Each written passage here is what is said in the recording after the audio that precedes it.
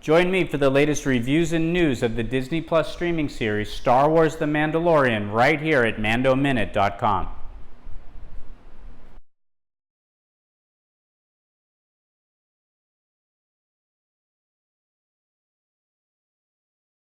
Welcome back, marketing chefs. I've got something truly special cooking for you on our storytelling stovetop today. It is Chapter 3, The Sin of the Disney Plus streaming series Star Wars The Mandalorian, up next in the Marketing Kitchen.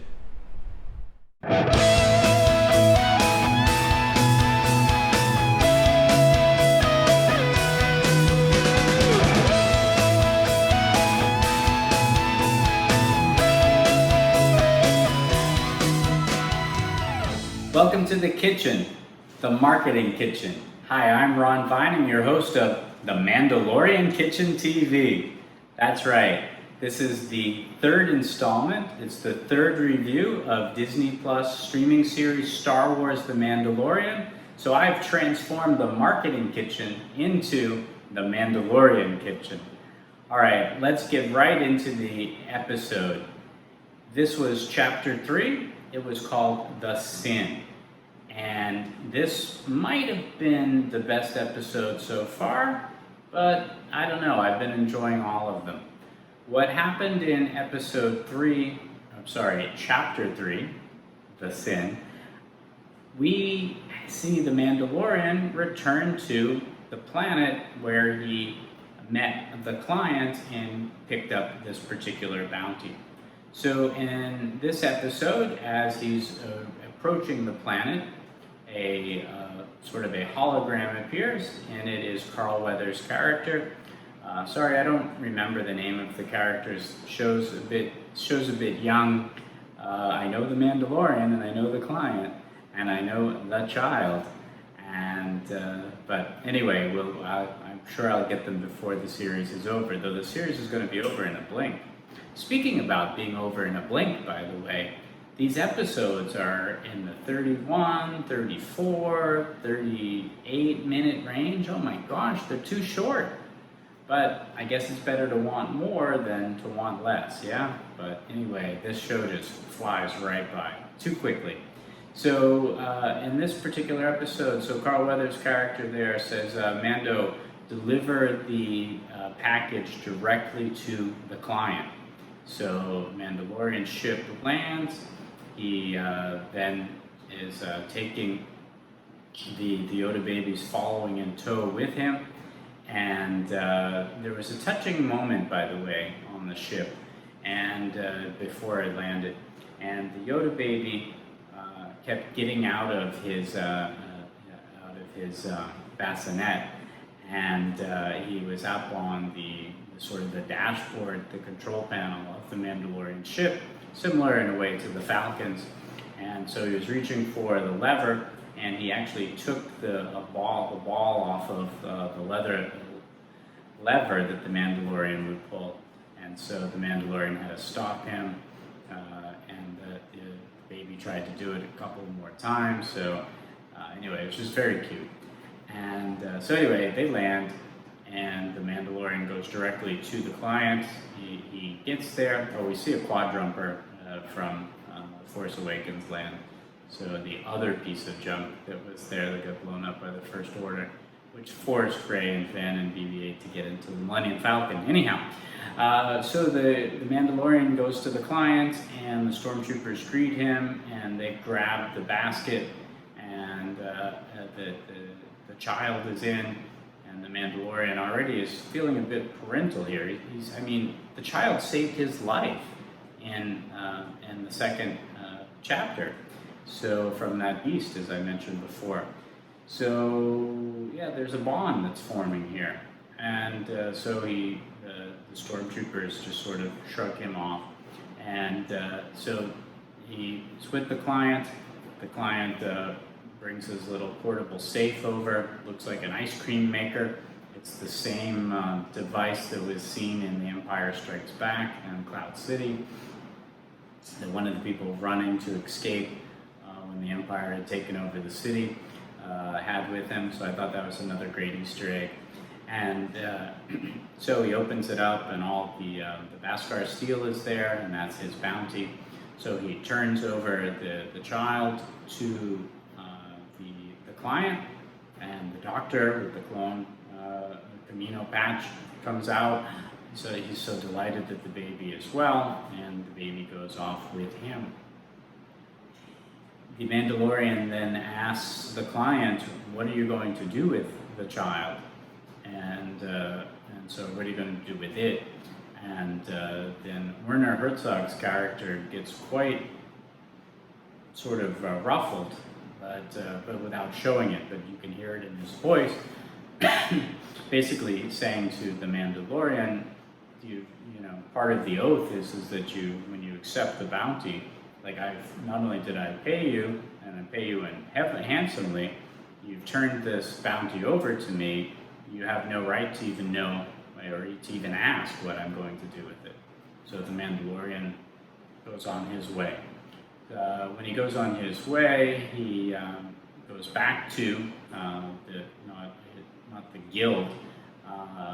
He goes back to the compound where the other Mandalorian are at that we saw in the first chapter, and so he turns over the Beskar to the woman, and sort of the blacksmith, if you will, and so she is going to fabricate.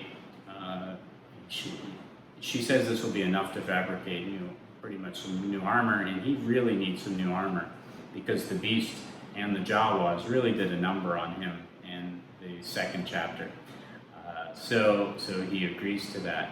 Other Mandalorians come into the room, and they're a bit jealous of him, I think, for being successful, also for doing a job for the Empire, because the Beskar steel is stamped with the Imperial stamp in there.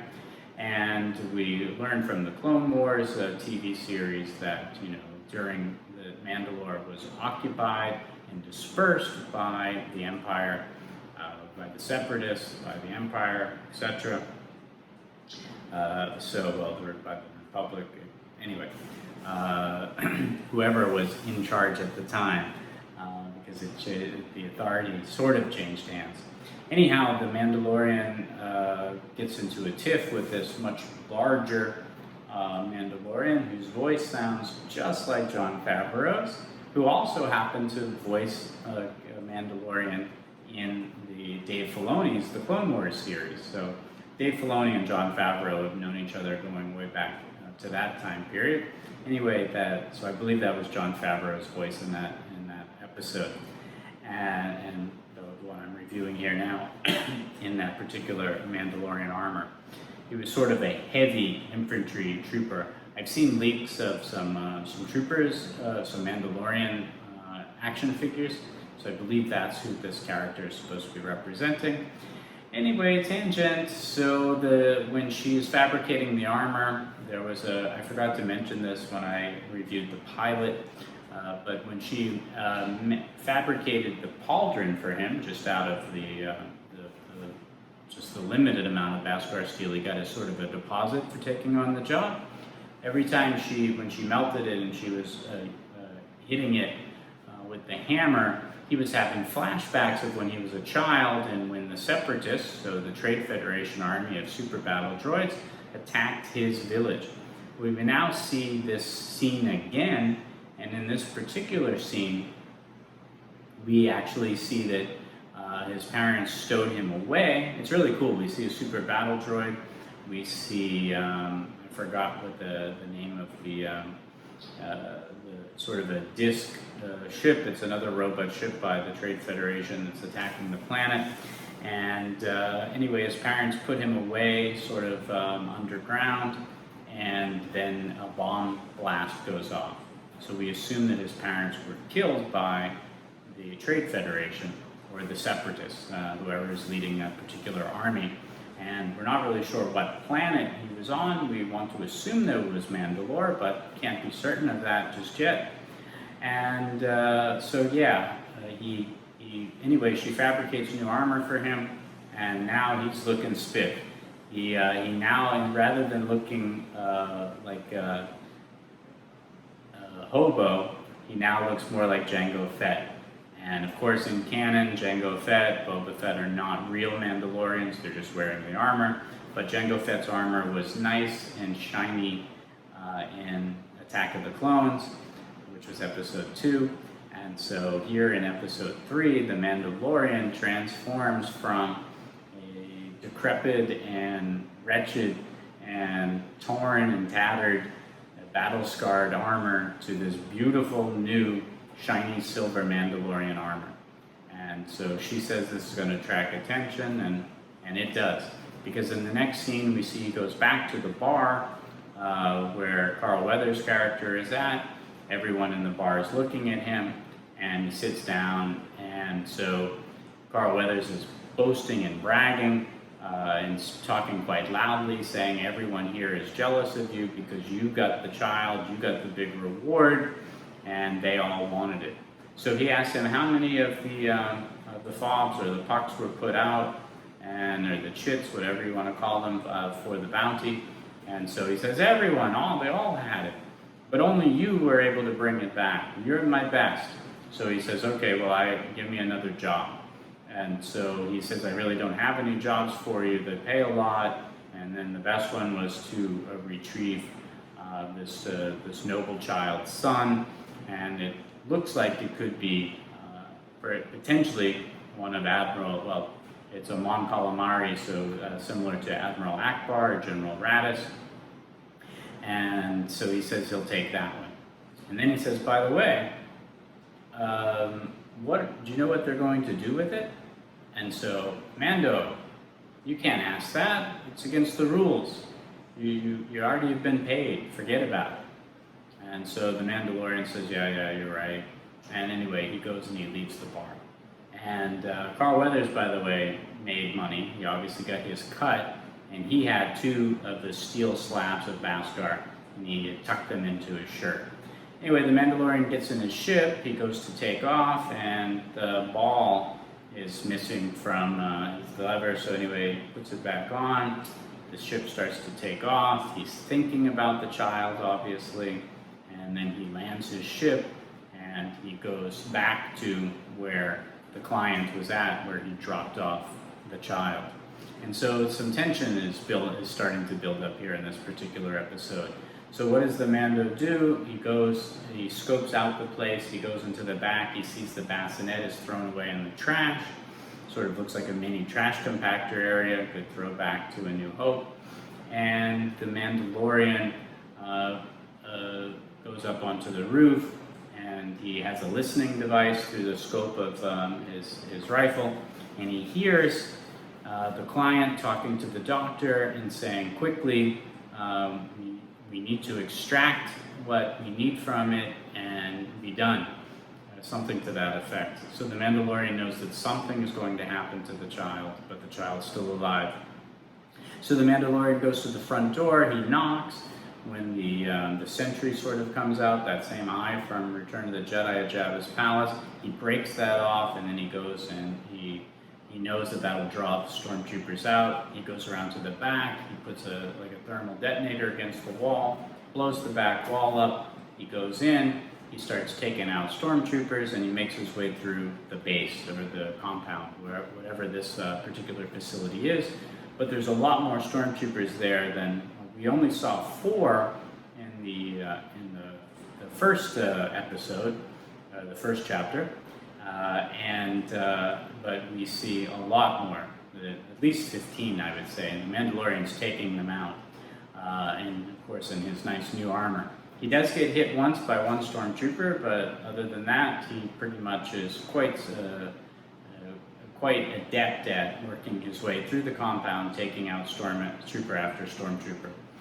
In one case, too, he uses his flamethrower on one, and he completely fries the trooper while he's in his armor. He then locates the child, and when he locates the child, the doctor is there. We see the interrogation droid, the same one that did interrogate Princess Leia on the Death Star. Mandalorian takes that out. The doctor says, don't hurt him. So we now know that it's a boy, and so don't hurt him. The only reason the boy is still alive is because I didn't want anything to happen to him. Don't hurt the child.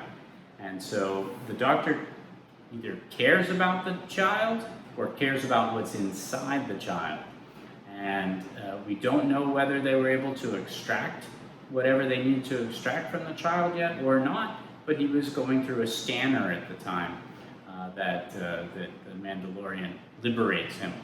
So while the doctor's still talking, the doctor looks up and the Mandalorian and the Yoda baby, the child, are gone. The Mandalorian makes his way through the compound, taking out more stormtroopers, and he escapes. And as he's running towards his ship, all of a sudden you see or you hear all of the different fobs going off, all the different chits. There are a lot of trackers. And in other words, everyone who was out looking for the child before the Mandalorian got it are receiving notice that the baby is back on the market and the bounty is still active. So that means everyone on the planet is after the Mandalorian. And just like a great Western, there's a shootout.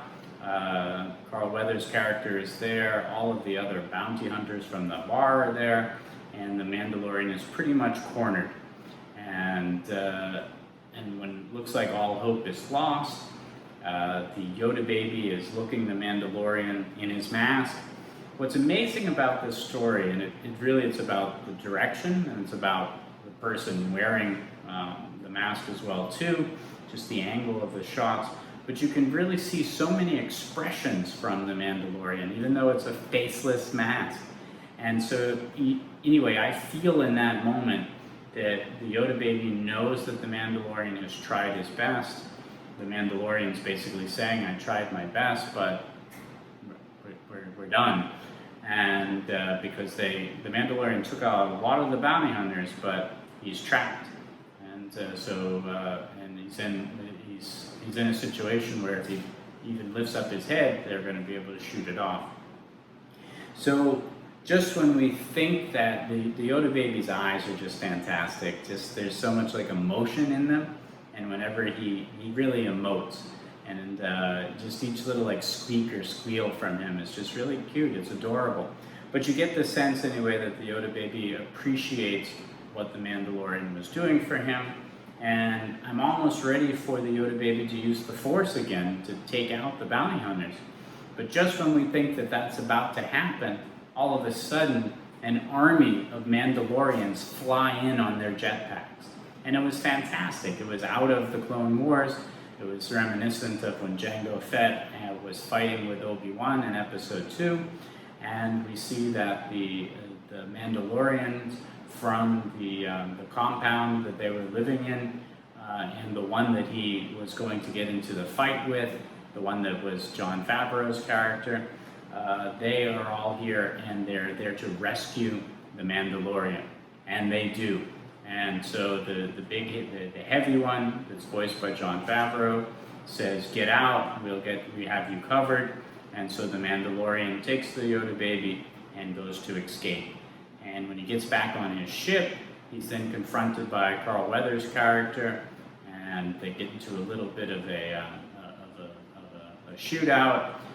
But the Mandalorian fires one shot, hits him, and he falls out of the ship, and the Mandalorian takes off. And of course, what happens? Carl Weathers is still alive, because where did that laser blast go? It hit the Beskar steel that he had in his shirt. Now, did the Mandalorian remember that he had put that there? Did the Mandalorian know that it was still there? I want to believe that the Mandalorian shot him just in that one spot, knowing that it was not going to kill him. Maybe I'm wrong, because the Mandalorian, even though he's got compassion for the child here, and he has compassion for his own people, because with each one of his bounty wins, he's donated money back to the Mandalorians, sort of the Mandalorian Rehabilitation Fund, as he's been leveling up his armor. But Carl Weathers is still alive, the Mandalorian takes off, and that is the end of Chapter 3, The Sin, for the Star Wars Mandalorian Disney Plus streaming series. Alright, in our next episode, we'll be talking about Chapter 4, which is Sacrifice. And so that great content will be simmering up on our storytelling stovetop and inside our Omni-Channel oven. Remember, there's always so much content here in the Marketing Kitchen. I encourage you to tell your family and friends about it, because whatever happens in the Marketing Kitchen shouldn't stay in the Marketing Kitchen. I'm Ron Vining, your host of, in this case, it's the Mandalorian Marketing Kitchen TV. All right, we'll see you again soon.